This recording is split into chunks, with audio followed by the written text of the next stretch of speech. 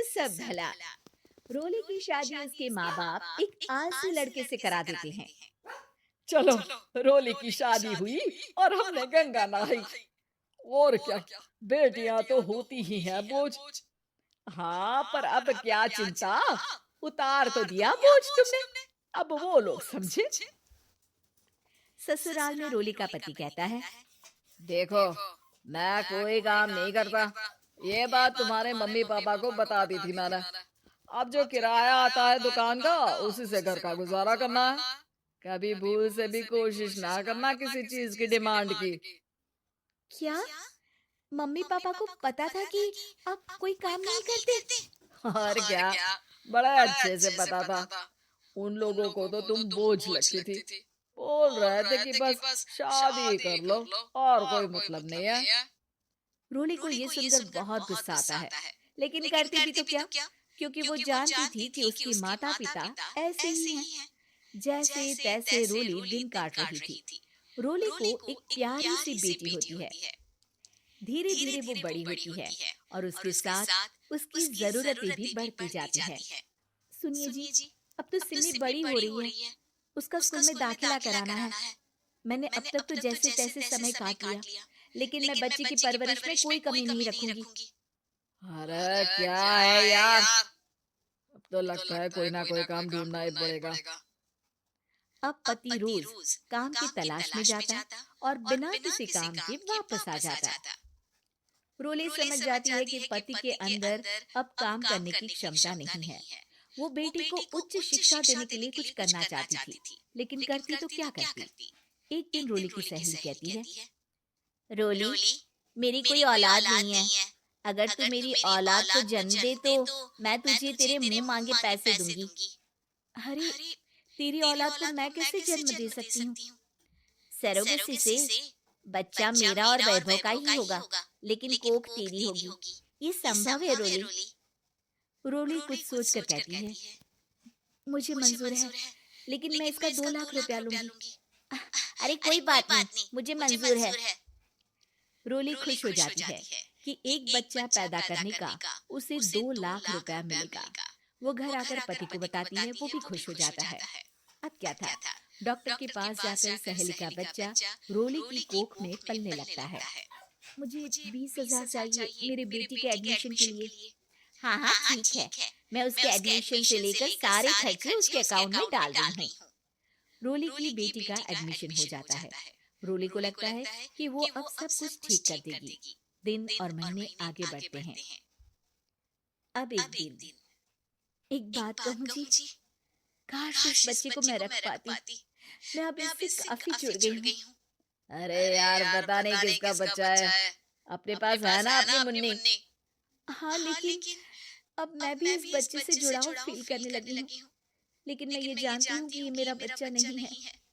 दोनों की जिंदगी ठीक चल रही थी, लेकिन कहते हैं ना कि सुख का पल ज्यादा लंबा नहीं होता।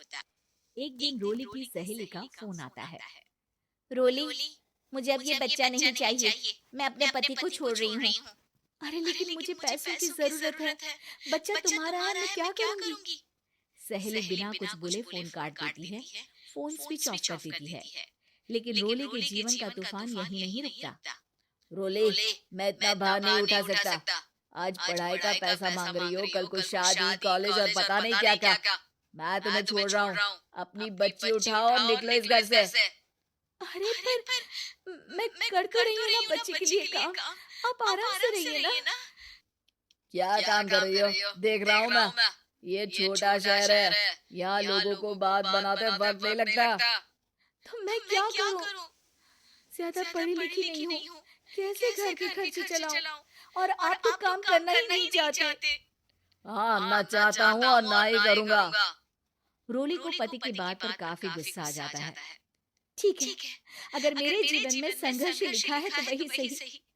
इस वक्त पति होने के नाते आपको मेरा साथ देना चाहिए था, लेकिन नहीं, आपने तो इस हाल में मुझे घर से बाहर निकालने की बात कह डाली।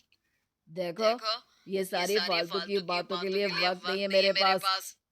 रोली, जिसकी कोख में किसी और का बच्चा था और साथ छोटी सी बेटी, पति का घर छोड़कर रास्ते पर आ जाती है। रोली के पास मायके के सिवा दूसरा कोई रास्ता नहीं होता। अरे रोली कैसी है? कितने दिनों के लिए आई है? हमेशा के लिए माँ। वो माँ को सारी बात बता देती है। ओए लड़की, इतनी हिम्मत का काम कर लिया। अरे ना ना, यहाँ कोई जगह नहीं है। तुम तो अपना बोरिया बिस्तर उठाओ और निकलो यहाँ से। रोली के पास अब मायके का रास्ता भी नहीं बचता। वो चुपचाप बच्ची को लेकर जा रही थी कि उसे दर्द होता है और वो डॉक्टर के पास चली जाती है। और फिर वहाँ वो एक प्यारे से बेटे को जन्म देती है। कितना प्यारा है, कितने अभागे हैं इसके माँ बाप जो इसके पैदा होने पर भी नहीं है। तभी वहाँ डॉक्टर आ जाती है। रोली, बच्चे के पिता तुमसे मिलना चाहते हैं।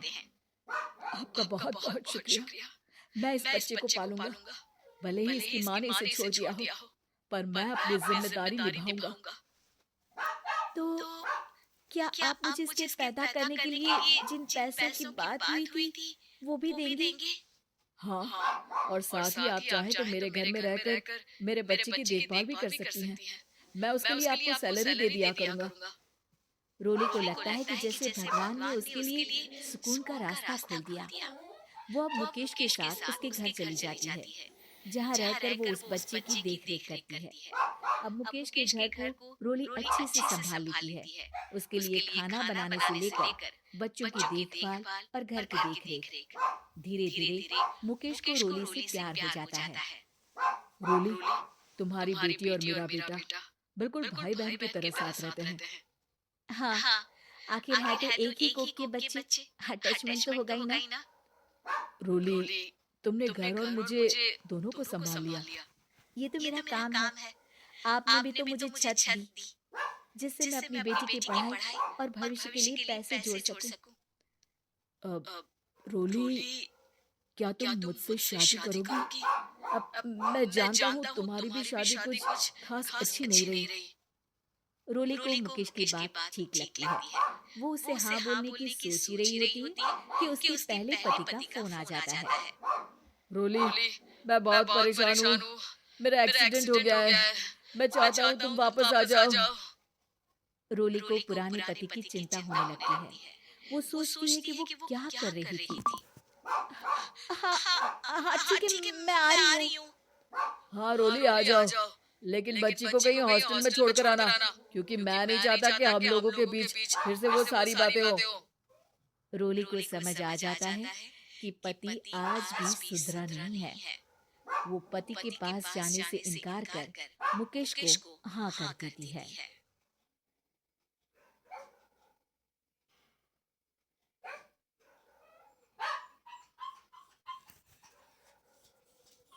आज इस वीडियो को लाइक करके फॉलो कर और अपने 5 पक्के मित्र को शेयर। आज के तुझे बहुत बड़ी खुशखबरी मिलेगी और कमेंट